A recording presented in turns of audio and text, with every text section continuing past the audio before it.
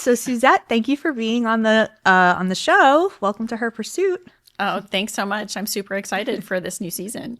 Yeah, so we have a very special season where we're highlighting each thought leader on their journey of building their brand, finding their voice, kind of really going deep into their niche. And your journey is one of my favorites because I've gotten to watch it unfold front row seat. I've had so many one-on-one conversations with you. We've had so many strategy sessions with you.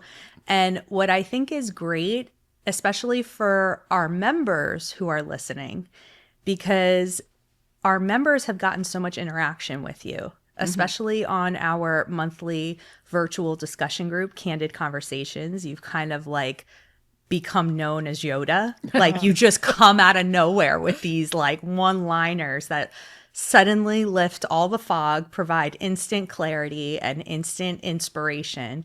So I feel like it would be so cool for them to see what you still have to work through yourself within your own brand, your own business, and kind of like figuring out what you want to be known for, even though you're already de facto Yoda. Okay, no pressure. Yeah, it's really interesting. And, we talk about my journey. I feel like my journey has been, in this business, almost 15 years.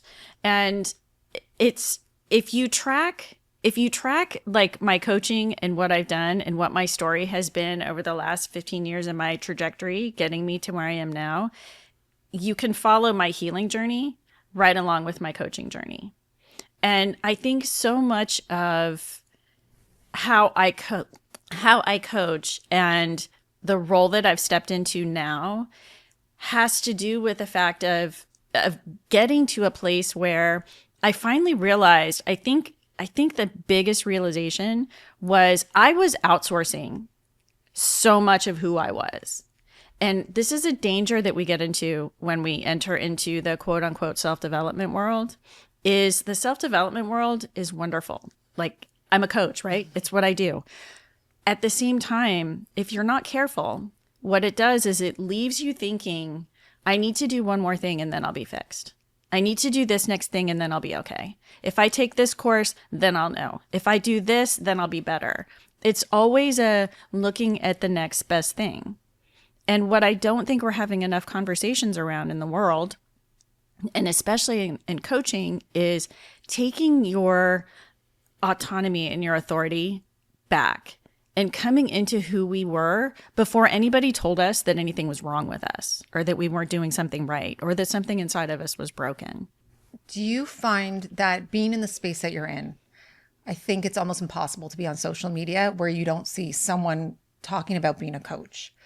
And it's almost been hijacked. So from getting your message out, the way you communicate about the work that you do you find that you had to tweak the messaging, the positioning, the way you talk about the work you do to be able to really stand out in the space that you're in without getting lumped in with the Fugazis? 100%. And I struggled with that for a long time because I saw online, social media, in my world, all of these coaches that were doing really well. And I thought, well, okay, so I have to mirror how they do things. And my first entry into coaching and self-development was Tony Robbins. And love him or hate him, he's the bar. He's the bar. He really is. But what it took me a while to figure out about him is he is also about personal responsibility. Like you're in charge of you and you have to figure you out. And that's what I finally realized. And I started to take back who I was and what I wanted and getting back into trusting my own intuition. And recently I was laughing at myself. I was on Spotify and I was scrolling through looking for a podcast to listen to. Every single headline was a hack, was a do this. If you don't do this, your 2026 is going to suck. Like, and I'm scrolling through and I'm kind of laughing and I'm like, so many of us are hypnotized by that. And it's taking that step back and getting in touch with, getting back into your own gut, your own intuition, and trusting yourself, leaving what social media is telling you that you have to do to be like everybody else and standing in your own truth. And one of the things, and I said it the day that we did the Lights on Girls with Candy, is, you know, if you look at every great woman or man in history, the amazing things that they've done, none of them did it by following what everybody else was doing or by what everybody else was telling them to do.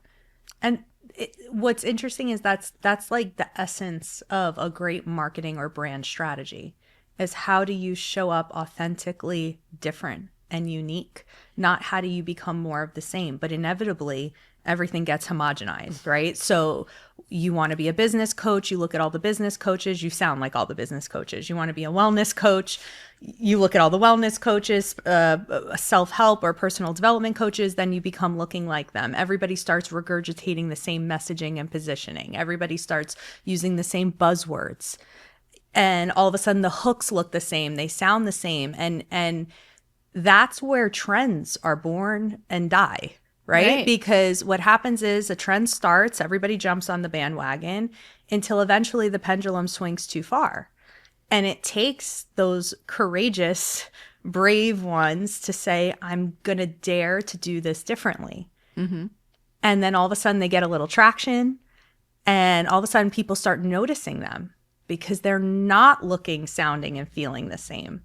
And I think that like with coaching in particular, no matter what type of coaching, marketing coaching, business coaching, personal development coaching, leadership coaching, there's been years of what you're talking about, identifying what's wrong with you and fixing you. And I recently read something, I shared it with you, remember? Where Yes. It was talking about this in marketing to women. Women are a very powerful demographic and a chosen demographic for a lot of reasons. They're like one of the number one consumers. They now are increasingly getting more and more of the wealth that's coming. So they have more buying power, right? And so a lot of people love to work with women, and especially in the coaching industry. Everyone wants to help high achieving women overcome burnout. Like literally everybody. Find the balance. They want to help with balance. They want to help with all First these of all, things. balance is bullshit. There's you. no I balance. think somebody wrote a book about There that. isn't. She did. A nod to Lily B. Yes. There are going to be times in your life when you are more focused on your family. You have a young son and you have a baby. You're more focused on your family right now than you were probably even a year and a half ago. Right. And that's okay. There's going to be times that you're growing a business, you're starting a business, and that is your whole focus, and other things are going to get sacrificed. What becomes really important is staying in tune with yourself and knowing what's truly important and making that your priority. Things are going to have to be sacrificed. Like, there's no other way around it. There are going to be sacrifices made, and only you can decide which ones of those are okay. So in this direction that self-help development and coaching is heading in, where focusing on what's wrong, chronic fixing, chronic education as a form of procrastination, right? All these things. We all have, right? But you can see the tide is turning to this sort of more radical accountability, right? Taking control, taking back your autonomy, doing the work and moving on. Like, you can see like there's starting to be this slow shift. Talk to the audience about the moment you realized that fit more for who you are and how you like to coach. So this all started with that, but there's a piece missing in that. There's a piece missing that doesn't get talked about enough. And that is the piece that is where it's coming home to you. You have to know you first, because the conversations in your head that you have with yourself all day long, those drive every decision that you make, whether you realize it or not. We operate from our conscious mind 5% of the time. Your subconscious runs everything else. And primarily what's running every decision that you make and how you move in your life is the story that you tell yourself about who you think you are. So what was your story? My story was that I wasn't good enough. Really? My story was that I wasn't good enough, that I didn't know enough, that everything that I had been through was holding me back. The losses that I had, like all of it, like it was this story that ran in my brain 24/7, that you're not good enough, you don't know enough, you're not worthy. It's interesting because when I hear you say that, and I think you're one of those people, like you're a big learner. Like you take a lot of, like you do a lot on yourself. You work a lot on yourself. And when I hear you say that, it's like you're talking about how, yes, you were telling yourself that story and trying to find all of these like answers. And I feel like there's been such a shift in how you talk to women now versus when I first met you, coming from a very different place. Like you seem so much more confident in you and who you want to attract, because I think that's the biggest piece in all of this, is that yes, everyone starts to sound the same, but the reality is a lot of the people that are gravitating to that are not the people that you want to be working with. Yeah, because a couple of things I don't really do in coaching is I work with people at the identity level, who you think you are, because you can go out and you can do all of the things, you can learn all of the things, and you can take in all of the strategies, you can have all the planners, you can have, you know, the greatest workout, you can do all of that. But if that story in your mind is still telling you that you're not worthy and you're good enough, that is the underlying decision that is going to drive everything. And if you don't address that, it's kind of like spraying perfume on poop. Like it might mask it a little bit, but you know, it still finds its way out. Right. It's like it's false, and eventually it's going to come out. What do you think's the hardest part of you communicating yourself as an expert in that particular type of coaching? Because there's so much information out there that is anti that. Because let's face it, the self-development world doesn't want you to be healed. Right. They don't, because if you're healed, then you're not this buying. Industry. Right, exactly. I see things from a very different perspective, in that I feel like, especially when it comes to leadership, leaders who are self-led and can lead in their authenticity and in their humanness are what we need in the future. We've got AI coming. It's already here. Humanness is going to be what we need. And, you know, and I'm sure Lisa will talk about this. This is a big thing about what she does too. You can't lead people like they're numbers, like they don't matter, like they're not important. You have to, as a leader, you have to be able to recognize people's humanness. And in order to be able to see greatness in others and to be able to lead greatness in others, you have to be able to find it in yourself first. Let me ask you this. Sure. Because I want you to try to help a lot of our audience are people in your profession and in your industry that struggle with showing up in a room, right? And confidently saying what they do and what problem they solve and how they solve it uniquely. How would you have answered that question if I were to ask you 2 years ago, Suzette, what do you do? And how would you answer it now? I would have said something silly like I help women overcome whatever's holding them back. I mean, and it would have been from a very holding their hands and working with them in a very like gentle way. Right.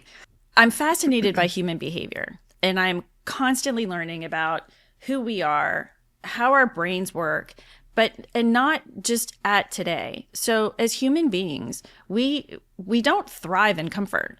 Your comfort zone is where you're going to go to quietly die and just live an okay life. And some people are okay with that. Those aren't our people, not by a long shot. So if you're not pushing yourself, if you're not pushing the envelope, if you're not trying new things, if you're not going out there and experimenting and pushing yourself, you're not going to grow. We're basically complicated houseplants, and if we're not growing, we're dying, right? So how do you talk to the person that is growth minded, maybe let's say women, would you say that you're primarily supporting female leaders, emerging leaders? Yes. And I will say too, I love working with men also. But women have always kind of been my primary. And the first thing that I try to uncover is we all have stories that we tell ourselves about who we think we are. And those stories came from somewhere. So how do you talk to the alpha woman? She's high achieving, she's growth minded, she's got goals, she's struggling.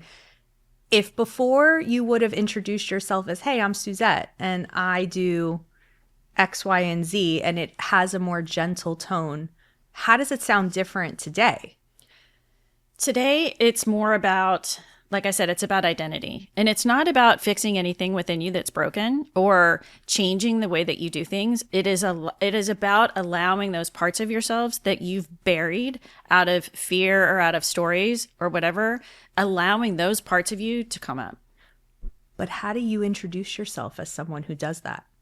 How do you show up online as someone who does that? How do you become known as someone who does that? And I'm so happy that this is happening on this episode. Right. I can't even, I thank you for being in this chair right now and allowing us to have this conversation, because this is the inability to answer that question confidently, quickly, and clearly is where all the content and marketing and growth strategy challenges stem from, because it's such a loaded question to ask a person in this profession of who do you serve and how do you serve them uniquely and why? I know, right? It's really hard. It's loaded. Because then it's like, okay, so how do you do that? So 2 words that come to mind for me right now are identity architect. Okay. So helping you figure out what your identity is from you. Not what society or social media, your boss, anybody tells you that you need to do or you need to be. Figuring out who you are. By figuring out what are the stories that you're telling yourself about who you think you are. That's a huge thing. That is the first thing that I work with anybody on is who do you think you are? What are the stories that you're telling yourself about who you are in the world?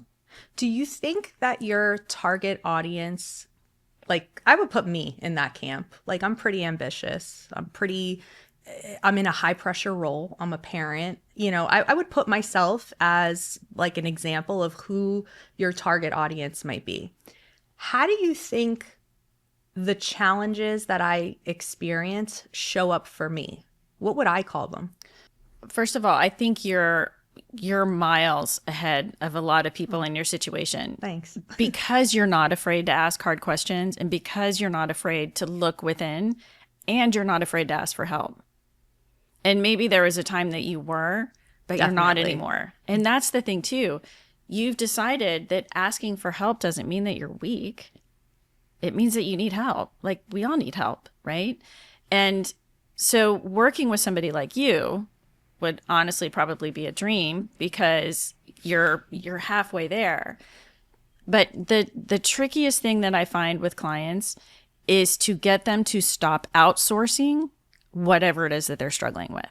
What do you mean by that? Like really give levity to that. Because I think I actually fall in the bucket of a lot of the work that you do, in the sense that I found myself, I mean, we talk about this, but this process of becoming co-founder / entrepreneur has been something that was not like, unlike a lot of people, I wasn't sitting there like imagining this and went out and started it. So for me to kind of make the transition to recognizing like, oh shit, like I'm a co-founder. Like I would sit in a room and they'd be like, who's a co-founder in here and an entrepreneur? And I'd be looking around. I'm like, oh shit, that's me. They're talking to me. So kind of like really walking through stepping into that, like really owning that. I feel like when I hear you speak, like I tend to represent a lot of people that are struggling with that because I have a lot of her qualities, high achiever, all those things, but still wrestling with the confident leadership piece is how I see it.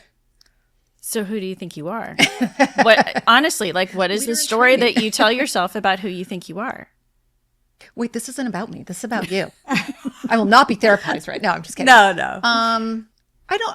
I don't know. I don't even really know how to answer that. You know what? I actually think this is great for this episode and for our audience. When you're online reading performance development content, self-help development content, what stops you in your scroll and makes you say, that's me? I struggle with that. I think it's two parts to that answer. One of the things that will not, like, I think, first of all, I want to hear people talking in tangibles. So what stops me is someone that's saying, like, that is not just identifying what I'm struggling with, like maybe it's a confident issue or whatever it is, but someone that's talking about it in a very real and direct way with something that I can walk away and be like, okay, like I see how I can apply this or work with this. Do you find when they name the problem in a way you can't, that it kind of captures your attention? Yeah. Or do you find when they give you tools, frameworks, concepts? Both. But I do think it's kind of cool when you look at, when you do get to see something and recognize like, oh, that they're talking to me. Like there is something will jump out and be like, oh my God. And I've had that in terms of like my role in I don't even want to say business development anymore as we had this conversation, but where I would see someone talk about like what it's like to be in that field and what the, like talk about it in a certain way and see myself in what they're saying. And I think the problem that I find in your space is that the delivery and the words that are getting used, they sound like crap. In the sense that like they don't be empowered. Exactly right. Like you don't want to live your most authentic life. I can't even hear the word vulnerability anymore because I don't even think people know what the fuck it means. I feel like people have like it's homogenized. It's English just language. It means blah. And it's now. a shame because like authenticity is so overused and I want to vomit every time I hear it. But at the end of the day, that is critical. It's critical to all of this. And not necessarily being authentic with the whole world and like word vomiting everything that you're going through and all of that. But you have to be authentic with yourself because you just said a couple of things that you were talking that are kind of key. It's like how you see yourself. You have had many different identities since you started this path, since you decided to step away from being a full-time mom. We tend to, our brain's primary job is safety, right? So your brain decides what your identity is, and then it tells you to go out in the world and behave in alignment with that identity because that keeps you safe. This is your identity. This is who Romi is. These are the things that I must do to be Romi. But as Romi is growing and shifting and changing and expanding, if your identity is not keeping up with that, you're operating from an old version of yourself. It's just like if you have a laptop that has an operating system that's 10 years old on it. It's going to be slow and muddy. It's rough with the updates. I got to be honest. And you're exactly the same. Like, so spending some time with yourself in silence, not with your phone, not watching TV, like in silence, getting to know who you are and what's important to you. What are your values now? Because I would be willing to bet they're different than they were 5 years ago. Values, I'm not so I would say beliefs for sure. Values, right. Yes. And how your hard values, yes. They tend to stay the same.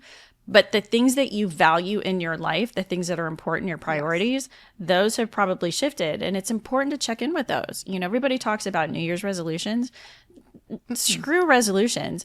Have, you know, like a performance evaluation with yourself every year. Where are you? Who are you? What's important to you? And I think if like in working with someone like you for someone like me, I would need like, it's kind of figuring out how do I do this in my way? How do I be co-founder, not like Nicole? How do I, right. And that's 100%. How do I lead a workshop that's done in my style? I don't have to try and do it. And I think that's really like when you think about people who are emerging leaders, it's like kind of figuring out how do I deliver all of this that feels like 100% like me and is still arguably somewhat professional. You know what's amazing about what you just said? You have to figure out who you are though. But you know what's amazing about what she just said is that's exactly what you've been figuring out. 1,000,000%. How do I do this work and show up in this way, in my way?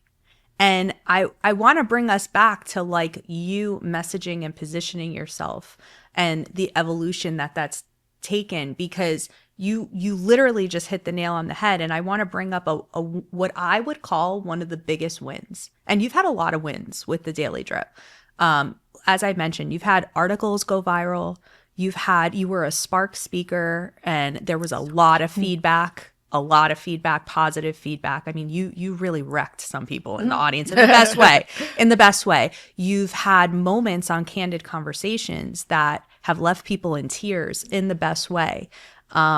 And I would say, even with all of those wins and all the huge client opportunities that have come your way, and like the exciting projects you've gotten to work on, in my opinion, as your friend and someone I've gotten a front row seat to your whole journey, the biggest win you've had happened at a recent think tank where we went around the room and everyone introduced themselves and said what they do and why they're here working on their thought leadership brand and their personal brand. You gave probably one of the most compelling and clear answers. And there were two people who came up to Romi and I to say, who is she? What's her name? I think I need her. I think I need to work with her. So can you tell our audience, how do you introduce yourself now when you're in a room like that and it's brand new people? How do you say, hi, I'm Suzette. This is what I do. What was your answer that day? I'm an executive leadership coach, and I work primarily with entrepreneurs who are in that space where they started a business because it was something that they loved, and now their business is growing, it's scaling. They need to step into leading teams, and they need to take on this role of leadership, and leadership is a different skill set. So I help them make the transition from founder to leader and all of the things that go along with that, but primarily it comes down to identity and how you see yourself. You know what's the most ironic thing about that is, even though you said that, and it's beautiful, it's clear, it's something, it has levity, I could hold on to it, I connect with it. The most ironic thing is that the two women who heard that and said, I need that, are not entrepreneurs. They're growing in their corporate field. They've gotten their first big promotion. They want to kill it. They find themselves in this new leadership role, but they're maybe not leading a regional team or anything big. They've got like a small team and they want to crush it. And I bring that out to say the level of clarity and focus you got on who you're serving, how you're serving them, and why they need this was so clear that it resonated with people that orbit all around that. Yeah, and I think, so I actually have two avatars, the entrepreneur and the emerging leader, because they're struggling with the same thing. And we see this happen in corporate all the time. Say you're an engineer or an accountant, or you took on that job because you had a specific skill set, and that specific skill set has been honed. Now all of a sudden you got promoted and you have a team. It's a big what the fuck. And it's not okay that you're just an engineer anymore. Now you have to be a leader. And leadership is different from management. Yes. And I think even in corporate, they get it wrong. Are you managing or are you leading? Because again, two different things. You have to identify which one. And one of the reasons I got out of corporate is because, and I was talking to a friend over the weekend, and they were talking about something that's going on in their business. A woman who had gotten a complaint about her. And I'm listening as he's explaining 3 or 4 different conversations that have been had with different legal and management and leadership in the company. Nobody's talked to her.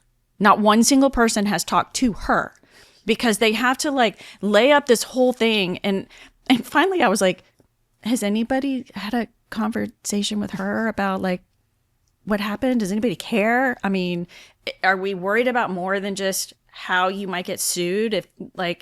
And that's, to me, that's just more evidence and need on what I do, because leaders, and especially as we expand and the business scape changes, leadership is changing. The self-led leader is going to be the leader of the future. That is the leader that we need. But that is not something that comes about by accident. It takes intention, and it takes getting to know who you are and not being afraid of it.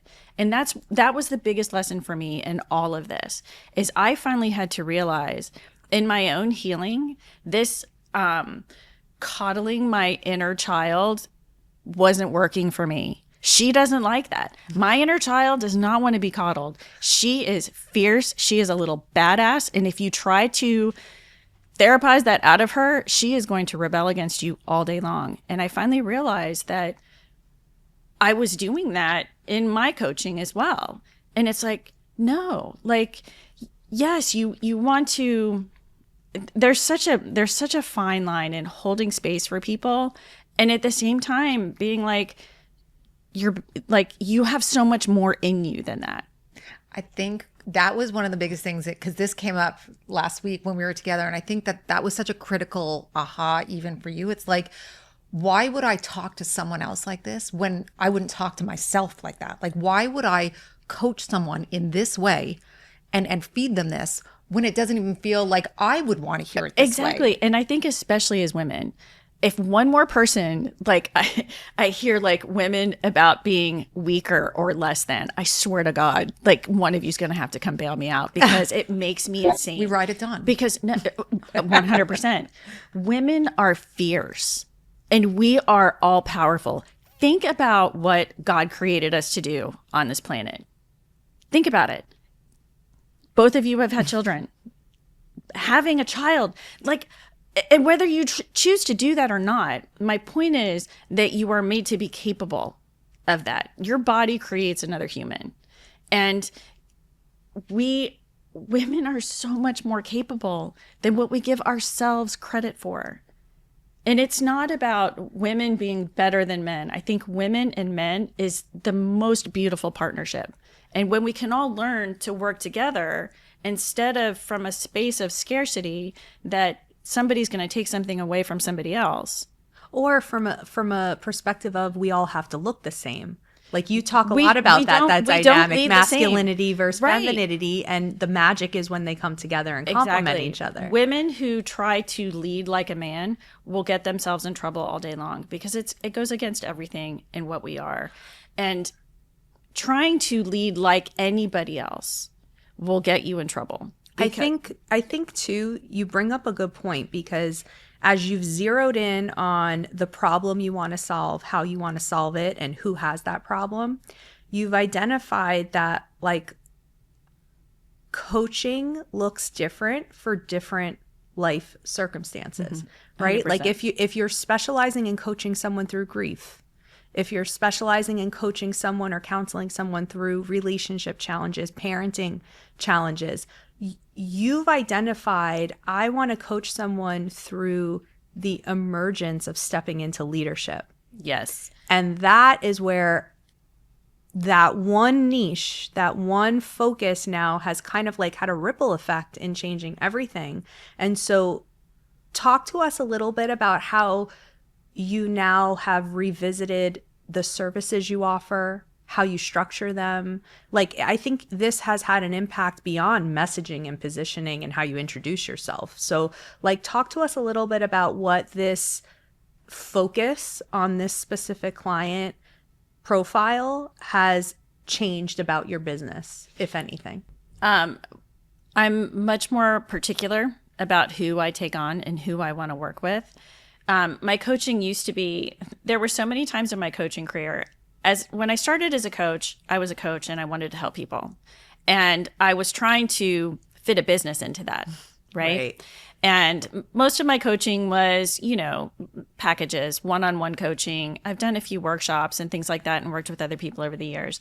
And what I find now is I don't want to do these kind of one-off things. And when I first started coaching, when you say one-off thing, you mean like a workshop or? No, I mean like working with people on like an hourly basis. Oh, okay. Like by session. Right.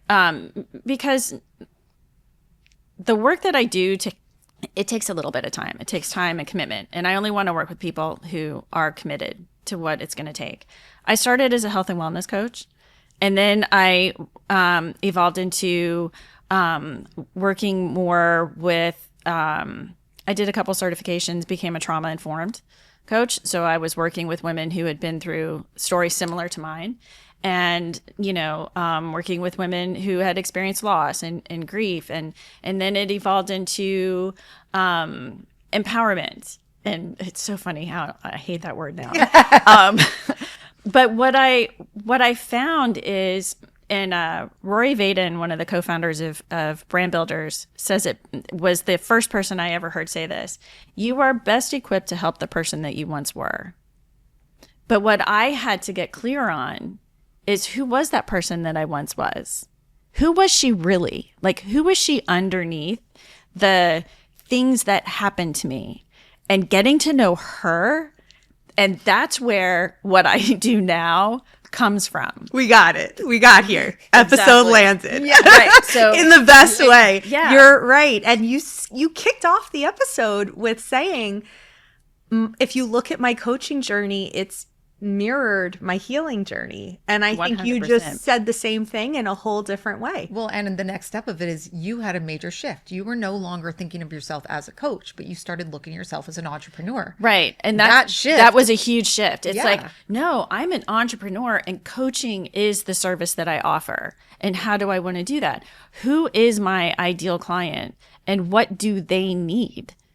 And my coaching practice, a lot of that, honestly, has been an evolution over the years of listening to my clients. Right. And asking really good questions and showing up for them and what they need and learning what they need, not projecting what I need them to know. I show up for my clients in a way of, what do they need? How can I best support them? Not push any certain kind of an agenda, or, if you're in leadership and you're looking for strategies on how to best run a staff meeting or something like that, I'm not your girl. Right. Like, I'm not your girl at all. But if you want to really get at the heart of who you are and step into that and lead from that place in the world, then all day long, I can help you with that. I literally could like throw the microphones on the floor and like hug you and like have the best happy dance, because I can't tell you how fulfilling it is for me to sit here across the couch from you and listen to you be able to put this in words. It is, I think, the biggest win of the decade for you. And I say that in with all the excitement, because it literally takes that level of clarity and that level of personal work. Like, you basically had to self-lead yourself to get here, and now you're going to help other people do it too. But you had to go through that level of clarity of, who do I want to serve and why? And I think when you're a coach, it goes deeper than when you're an attorney and you decide, I want to do estate planning law, or when you're an accountant and you decide, I want to add bookkeeping and help small businesses. And like, when you're a coach, you really have to think through psychographics in a much deeper way. And it forces you to have to think about yourself and like, where do you want to lead from? And what are you best suited and strongest to counsel? And what feels the most authentic to you? And it doesn't surprise me that it prompted a restructure of your packages and services, because if you're going to coach a leader, I mean, I even think of it, I see it with my son in sports, right? Like, you're going to play travel sports. You don't have one lesson. Right. You do clinics. Like, you sign up for like a quarterly training boot camp. Like, you go all in and you say, we're going to get to the finish line. Like, there's a communal goal we're all sharing. And that is to make the team, to win the game, to get the position.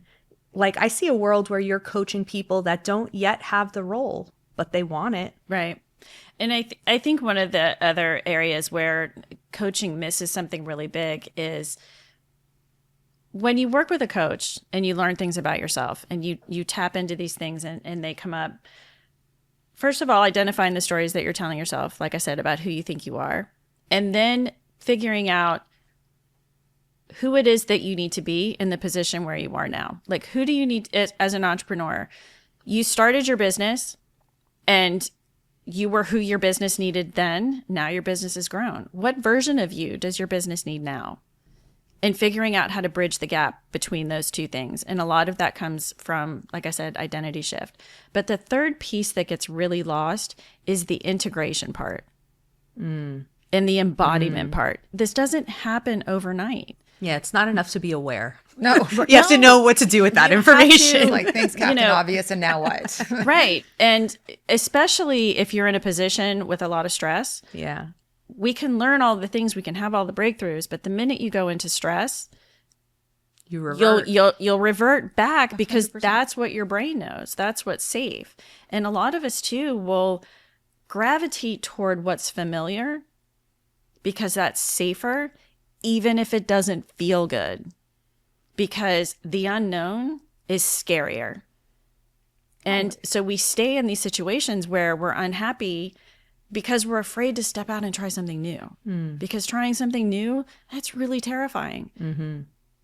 Staying where you're at is terrifying as well, but at least it's comfortable and you know what to expect. Right. Stepping out into something new and having that faith in yourself that, listen, even if you fall down 1,000,000 times, you're going to get up 1,000,001. And it's okay. Like, that was the other thing too. And this is a whole other conversation, this whole other podcast, but being okay with failing. Right. Like, we're so afraid to fail because everybody's watching. And well, they're watching now in a much different way. different way. Yeah. 100%. I think that the way you speak now, because of the shift from, yes, you coach, but as an entrepreneur, makes it so strong and relatable how you're speaking to the person you want to be helping. Like, it comes from such a place of like, let me show you how to do this because I know what it's like. I was thinking I was this. I went through this process. I recognize that. And now let me help you follow, a lot of this too. And I will be talking more about this, but I had my own physician practice management company for about 13 years. And I went through that struggle of being the founder, building the company, starting to hire people, and then thinking, well, I'm just going to tell people what to do and they're going to do it. And then being like, well, wait a minute, why isn't this working the way that I thought it was going to work? I don't know what I'm doing. I had no idea how to be a leader. I'd been a supervisor. I'd been a manager. I knew those things. I had no idea how to be a leader. And I learned it the hard way. And one of the catalysts for that was a huge fight that my husband and I got into when we were in Italy. We're in Italy and I'm working. And he got angry at me. It was one of the worst fights we ever had. And we're yelling at each other. And he was an entrepreneur as well, very successful. And I said to him, not everybody has the ability to just take a step back and let their business run itself. And he looked at me straight in the face and he said, well, that's your choice. And I was like, okay, that was a turning point. That was a huge moment for me because I realized that, and this is where a lot of entrepreneurs and emerging leaders get stuck. They think control is how you have to manage everything. A true leader doesn't lead through control. They lead through expansion and letting go. Yeah. So I think, you hit the nail on the head because you've said a couple things that I've experienced in my own corporate days, which is when you're a new leader on a new team, or you're bringing in new hires, or you're even if you're a community builder and you're bringing in members, leadership is, to your point, you said it, very human experience. It requires connection, relatability, trust, all these things. And I'm curious, like, how do you go about, I know it starts with self-leadership, but how do you go about stepping into that? Like, what would your step one be for someone who's walking in and trying to establish themselves? Or maybe they're building a membership community and they've got these members and they're trying to lead them or inspire them. Like, what's step one? Step one, everything comes back to knowing yourself first. Because you have to understand where you're operating from. Because the story that you tell yourself about who you think you are is your foundation. It's also your ceiling. So you have... Yeah. Yoda Strikes again. But it is. It's your ceiling. And so you have to be willing to have a very difficult conversation with yourself. Right. And honestly, accepting where you're stronger and where you're weaker. And I'm not a huge, yes, we need to build on our weaknesses, but I'm not a huge fan of focusing on our weaknesses. I think we're better served in focusing on our strengths. But knowing who you think you are, and then where do you need to go from there? How do you build that? How do you, who do you want to be? And if you have, and most of us have limiting beliefs. Most of us have that second grade teacher who told us that we weren't good at math. And so we still believe that. Like I had a fourth grade teacher who told me that I didn't belong in the gifted and talented program. And I carried that story with me for a very long time. All the way to Spark. All the way to All the way to Spark. Spark. That's so interesting because I had a conversation about this very thing last night, and I had my high school teacher, English teacher, this British snob from Oxford University, tell me that I was a terrible writer. The irony. The Where irony is this guy? is that I'm like, it's a woman. But we take that stuff in. They're always the they're worst. And we always believe women. it. But Always a woman. if you don't look, and if you don't investigate that story just sits there. You have to be willing to go in and see what those stories are and then call them out. I think that's part of it. I think these things get buried and you don't really even realize that they're shaping the way you act, the way you think, all of those things, because they somehow get buried over time. And I think to your point, it's like starting to kind of uncover, where did this even start from?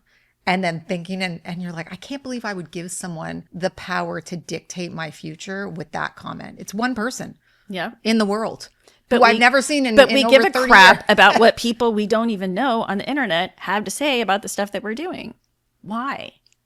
Why do we care about them? So I want to bring it back to what you said about how you would step into a new team or into a new community in a leadership capacity.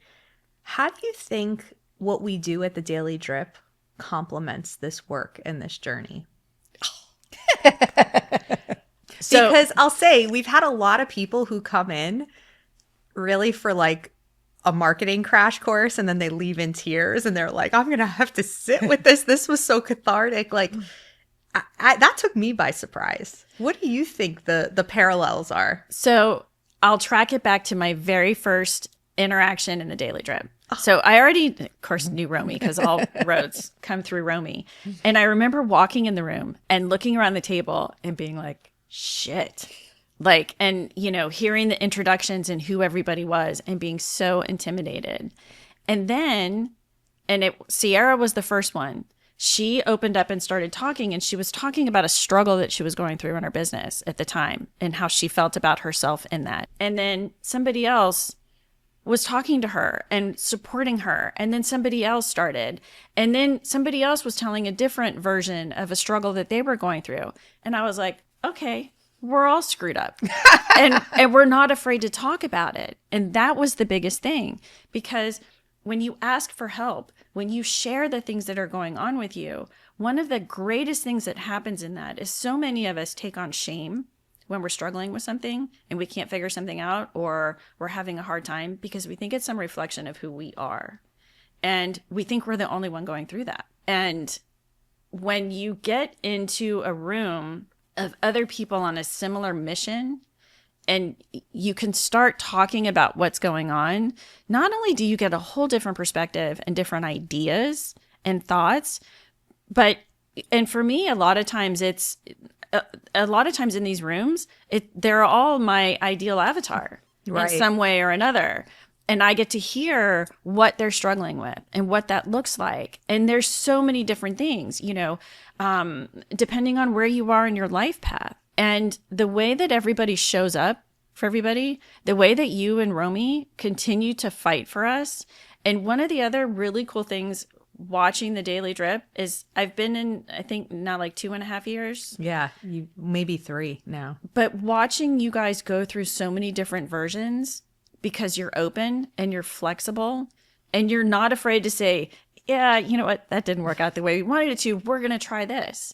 And that gives everybody else permission to do the same thing. And, that's one of the biggest things. And that's one of the reasons why you guys will never get rid of me. Like, never. I'm stuck. You're stuck with me. A world without Suzette is like a world without sunshine. It's not happening. So. No, but since we're going there, I have to thank you, because you going through your journey and realization of who you want to serve and how you want to serve it. And this, so much I've learned about self-leadership, like what it is, what that process looks like, how it shows up. Watching you go through it and get to this level of clarity, I learned so much. And it is the first time that I realized that thought leadership is really an extension of leadership. Mm-hmm. And the real challenge that we're solving here at the Daily Drip is helping people step into their leadership. And sometimes the content block starts right there, because people think, who am I to talk as an authority on this topic? And who am I to show up in this way? And, I remember realizing, oh man, we built this whole thing and it's not really about how to craft a winning hook. It's not really about subject matter selection. Like, I had structured this whole thing from such a technical perspective. And then when we went to do the work and work with members way back when, I was like, oh, this is really about helping them confident and courageous enough to even talk about these things. But I still couldn't put like words to it or understand what that was going on until you named it. And then showed me like what it looks like and how it shows up. And now it's kind of like, once you see it, you can't unsee it. And now I kind of think of myself as like the Robin to your Batman at think tanks. Is I'm trying to tap into what I learned from you and say, how can I help them get to a place of self-leadership and write this article or produce this content piece or tackle this topic in a way that they can lean in. And I think I have to thank you for that. Oh, I really do. I have to thank you for, and so much of this, I think one of the reasons think tanks are so successful is your confidence in leadership and how you present that, which is self-leadership, because leadership starts with how you lead yourself. It's just like if you're a parent and you tell your kids, don't lie, don't steal, don't whatever, and that you're out like lying and stealing and doing all the things. Just like our kids learn more from observing our behavior, we're the same way.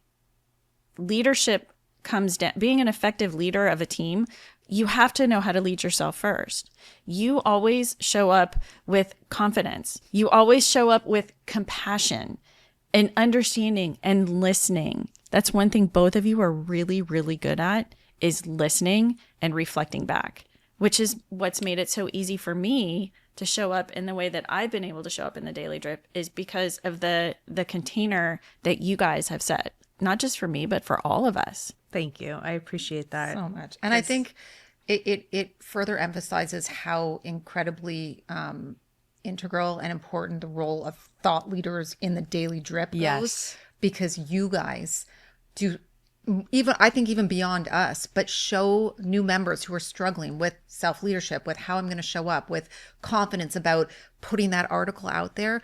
They look to you guys, and you guys have shown up for them in ways that it gets them across that line even more than I think Nicole and I could. Like, you guys really show them what's possible, and you really demonstrate, like, I struggle with this. I get it. I was you 4, 6, 8 months ago, and you're there to listen to them, to support them, to like give them the nudge, the tough love, to be like, just put it out there. And you do it for us. Yeah. I don't think the Daily Drip would be where it is. And I don't think Romi and I would be where we are without the thought leaders and learning by observing and working alongside you and with you in this brand building journey. It's been the most daunting part for me, is like coming to the realization, like, I'm a leader of leaders, but I feel like I'm learning more from the leaders in our group, at our organization, more from you guys than anywhere else, than any Instagram person or whatever. I'm watching in real time, and I'm taking cues and feedback from each and every one of you, because each and every one of you leads in your own unique way. And it helps me kind of be like, oh, I love the way that's going down. And I want to learn how to do more of that. Well, Suzette, I want you to help us wrap up this episode. It was such a good one, because I think there's so many people who are going to relate to this. Your journey, everything that you shared, just leadership in general, putting yourself out there. And so when you think on the trajectory you're on now, the clarity you have, the niche you're focused on, the work you want to do, what are you in pursuit of? World domination. No, I'm just kidding. But not really. So I really feel like the work that I'm doing now that I've stumbled into on self-leadership and getting to know who you are and the work from an identity level is something that I feel is much bigger than just I'm going to be able to tackle. So I see the trajectory, and what I'm pursuing is creating this, continuing to grow this, and building it into something that is available nationwide.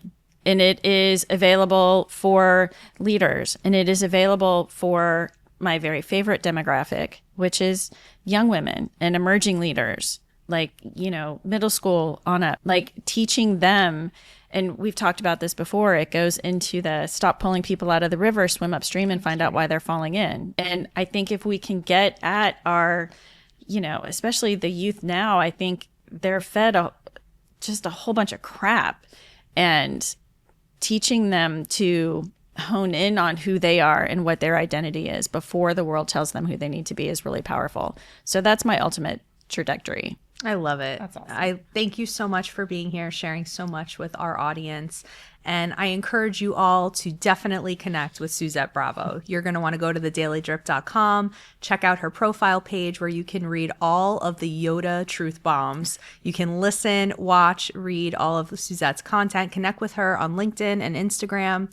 And I want to thank you again one last time. This was like a really special episode. And I'm just so glad we got to have you on and talk through it and show everyone what this really looks like and feels like in the messy middle of finding your way. It's not easy. It's not. I hope that you'll all tune in next time for another episode of Her Pursuit.